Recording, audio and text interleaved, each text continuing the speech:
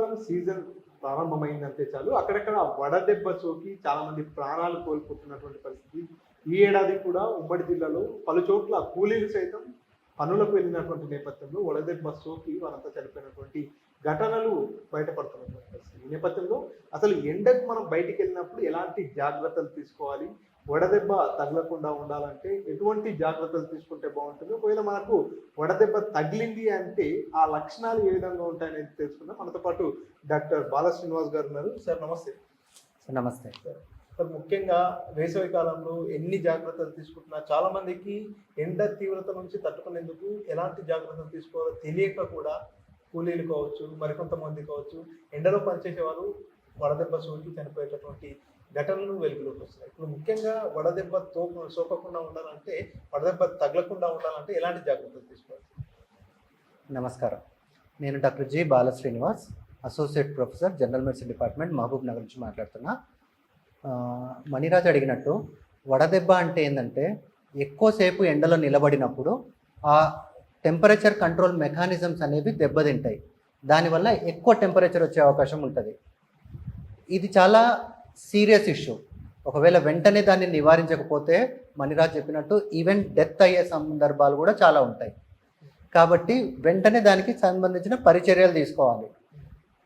So ఎవరికి ఎక్కువ వస్తుంటుంది ఇటువంటి అపాయం, ఎవరికి ఎక్కువ వస్తుంటుంది అంటే చాలామంది పెద్దవాళ్ళకు ఒకటి, చాలా చిన్న పిల్లలకు ఎస్పెషల్లీ లెస్ దాన్ 1 year పిల్లలకు ఒకటి, తర్వాత diabetes, hyper tension, kidney disease ఉన్న వాళ్ళకు ఒకటి, ఇటువంటి సందర్భాలు ఎక్కువ వచ్చే అవకాశం ఉంటుంది. దీంతో పాటు ఎండలో ఎక్కువ వర్క్ చేసే వాళ్ళు, కన్స్ట్రక్షన్ వర్కర్స్ కానీ, పోలీస్ పీపుల్ కానీ, తర్వాత ఫార్మర్స్ కానీ, ఇటువంటి వాళ్ళకి ఎక్కువ వచ్చే అవకాశం ఉంటుంది.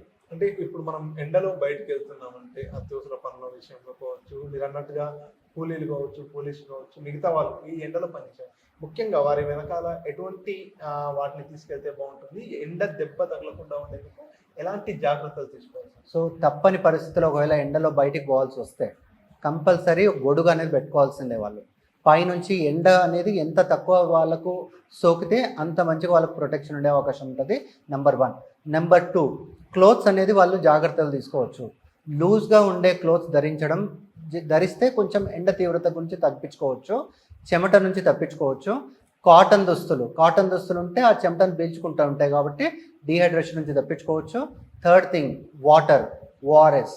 ఒకవేళ బయటికి పోయే సందర్భం వచ్చింది అంటే చాలు ఓఆర్ఎస్ ఒక 1 liter వాటర్లో కలుపుకోవాలి, బాటిల్లో మధ్య మధ్యలో తాగుతూనే ఉండాలి. సపోజ్ ఓఆర్ఎస్ లేని సందర్భంలో వాటర్ కానీ, ఫ్రూట్ జ్యూసెస్ కానీ, ఎనీ లిక్విడ్ కంటెంట్ అనేది మోర్ ఫ్రీక్వెంట్లీ తీసుకుంటుండాలి. మాటికి ఒకవేళ వాళ్ళు ఫ్రూట్ జ్యూసెస్ కానీ లిక్విడ్ కంటెంట్ తీసుకుంటే మనం డీహైడ్రేషన్ నుంచి తప్పించుకోవచ్చు. సో ఎట్లా ఉంటాయి లక్షణాలు, ఎట్లా ఉంటాయి సార్ వడదెబ్బకు సంబంధించి? చాలా మందికి లక్షణాలు తెలియక కూడా కొంత వికారంగా ఉన్నాయి, ఇటువంటి ఈ వడదెబ్బకు సంబంధించిన లక్షణాలు ఉన్నప్పటికీ ఏదో అంటూ కూడా కొంత నిర్లక్ష్యం చేసే అవకాశం ఉంటుంది. కాబట్టి వడదెబ్బ లక్షణాలు ఎలా ఉంటాయి? ఎప్పుడైనా వడదెబ్బ ఎక్కువ కొట్టినప్పుడు, మనకు టెంపరేచర్స్కి ఎక్కువ ఎక్స్పోజ్ అయినప్పుడు వెరీ సటిల్ లక్షణాల నుంచి సీరియస్ లక్షణాల వరకు వచ్చే అవకాశం ఉంటుంది. సటిల్ లక్షణాలు అంటే జస్ట్ కళ్ళు తిరుగుతాయి, వాళ్ళు బయటికి పోయింటారు, కళ్ళు తిరుగుతున్నాయి అంటారు. కొంతమందికి కన్ఫ్యూజన్, ఎట్లెట్లనో మాట్లాడుతుంటారు.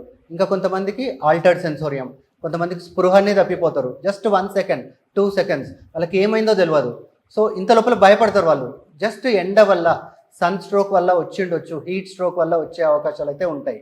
Third thing, nausea, vomitings.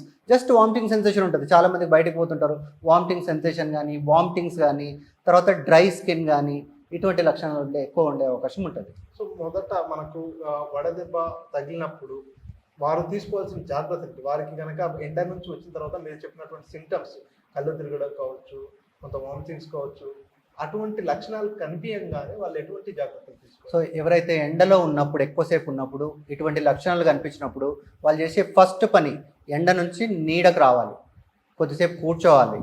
వాళ్ళు ఏదైతే వర్క్ చేస్తుంటారో, ఎగ్జర్షన్ వర్క్ చేస్తుంటారో, జనరల్లీ కన్స్ట్రక్షన్ వర్క్ చేస్తుంటారు, ఒకటి నీడ పట్టున రావాలి. 2, ఏదైతే వర్క్ చేస్తుంటారో దాన్ని ఆపితే కూడా ఆల్ మెటబాలిజం యాక్టివిటీ అనేది తగ్గుతుంది. కాబట్టి దానివల్ల కూడా కొంచెం ఊరట చెందుతుంది. Third, water. వాళ్ళకి పక్కన ఎక్కడ వాటర్ ఉంటే ఇమ్మీడియట్లీ వాటర్ తాగాలి. అన్లెస్ ఆల్టర్డ్ సెన్సోరియం, కళ్ళు స్పృహ తప్పి లేకుంటే, వాళ్ళు కాన్షియస్గా ఉంటే మాత్రం వెంటనే వాటర్ కంటెంట్ తీసుకుంటే జనరల్లీ ఇమ్మీడియట్లీ వాళ్ళను సీరియస్ పరిస్థితి నుంచి తప్పించుకోవచ్చు వాళ్ళు. మన దగ్గర మహబూబ్నగర్ జనరల్ ఆసుపత్రిలో ఈ సన్ స్ట్రోక్ గురై వచ్చిన వారి కోసం ఎలాంటి ఏర్పాట్లు చేశారు? వారి కోసం సపరేట్ వార్డు ఏర్పాటు చేయడం కావచ్చు, ఇతరత్ర ఎలాంటి ఏర్పాట్లు చేశారు సార్? ఈ మహబూబ్నగర్ హాస్పిటల్లో మాత్రం పర్టికులర్లీ మా డిపార్ట్మెంట్ నుంచి ఇన్స్ట్రక్షన్స్ ఉన్నాయి. ఎవరైనా సరే ఎండ దెబ్బ వల్ల వచ్చే లక్షణాలు వస్తే వెంటనే వాళ్ళ పరిస్థితిని అసెస్ చేస్తాం. ఫస్ట్ క్యాజువాలిటీలో అసెస్ చేసి ఓన్లీ మైల్డర్ సిమ్టమ్ ఉంటే వాళ్ళకు అవేర్నెస్ క్రియేట్ చేస్తాం. మంచిగా వాటర్ తీసుకోండి, మంచి దుస్తులు ధరించండి, నీడ పట్టునే ఉండండి, ఎండ పట్టున ఎక్కువసేపు ఉండకండి అనే అవేర్నెస్ క్రియేట్ చేసి వాళ్ళని ఇంటికి పంపిస్తాం. ఒకవేళ మా అసెస్మెంట్లో సీరియస్ కానీ తేలితే వాళ్ళని ఇమ్మీడియట్లీ అడ్మిట్ చేస్తున్నాము. ఎక్కడైనా సరే ప్రతి ఒక్క డిపార్ట్మెంట్లో అంటే ప్రతి ఒక్క వార్డులో male medical ward, female medical ward, ICU ప్రతి ఒక్క డిపార్ట్మెంట్లో కూడా మాకు ఒక ఏవైతే ఎండ వల్ల వచ్చే లక్షణాల కంటే ఐవీ ఫ్లూయిడ్స్ కానీ ఓఆర్ఎస్ కానీ ఒకవేళ ఏమైనా ఇన్ఫెక్షన్ వల్ల వాళ్ళకు అడిషనల్ వాళ్ళకి ఆల్రెడీ ఇన్ఫెక్షన్ ఉన్నప్పుడు ఎండ సోకినప్పుడు వాళ్ళకి డిహైడ్రేషన్ ప్లస్ ఇన్ఫెక్షన్ దానికి సంబంధించిన యాంటీబయాటిక్స్ కానీ అంటే దానికి సంబంధించిన సౌకర్యాలు మాత్రం ప్రతి డిపార్ట్మెంట్లో ప్రతి వార్డులో కూడా ఏర్పాటు చేసినాము. దానికి తగ్గట్టు ఇమ్మీడియట్లీ చర్యలు తీసుకుంటున్నాం. ఈ సీజన్లో ఎప్పటివరకు సన్ స్ట్రోక్ గురై ఎవరైనా పేషెంట్స్ రావడం జరిగిందా? వాళ్ళు వచ్చిన తర్వాత ఎన్ని రోజులు రికవర్ అయ్యారు? చాలా మంది వస్తుంటారు, ఎస్పెషల్లీ వామిటింగ్స్తోనే ఆల్టర్డ్ సెన్సోరియంతోనే వస్తుంటారు. జనరల్లీ ఒకవేళ ఎండ వల్ల వచ్చిన వాళ్ళు అయితే ఒక 24 to 48 అవర్స్లో రికవరీ అవుతారు. సో ఎట్లా అంటే మామూలుగా చిన్న పిల్లలకు, వృద్ధులకు ఎక్కువగా సన్ స్ట్రోక్ తగిలే అవకాశం ఉందని చెప్తున్నారు. అంతేకాకుండా ఈ మధ్య కాలంలో చాలా మంది బీపీ, షుగర్ లాంటి ఇతరత్ర వ్యాధులతో బాధపడే వాళ్ళు కూడా ఉంటారు. సో సన్ స్ట్రోక్ అనేది ఇంకా ఎటువంటి వ్యాధులు ఉన్న వారికి తొందరగా తగిలే అవకాశం ఉంటుంది? ఒకటి diabetes, hyper tension, kidney disorders, coronary artery disorder అంటే హార్ట్ డిజార్డర్స్ అంటే ఏవైతే సున్నితమైన వ్యాధులు ఉంటాయో, మెడికల్ డిజార్డర్స్ ఉంటాయో వాళ్ళు ఎండలో ఎక్కువ తిరిగినప్పుడు వాళ్ళకి హీట్ స్ట్రోక్ వచ్చే అవకాశం ఎక్కువ ఉంటుంది. అంటే సాధారణంగా బయటికి వెళ్ళిన వాళ్ళంతా కూడా ఈ ఎండ వేడి నుంచి ఉపశమనం పొందేందుకు పూర్తిగా శీతల పానీయాల వైపు ఎక్కువ మొగ్గు చూపుతున్నటువంటి పరిస్థితి.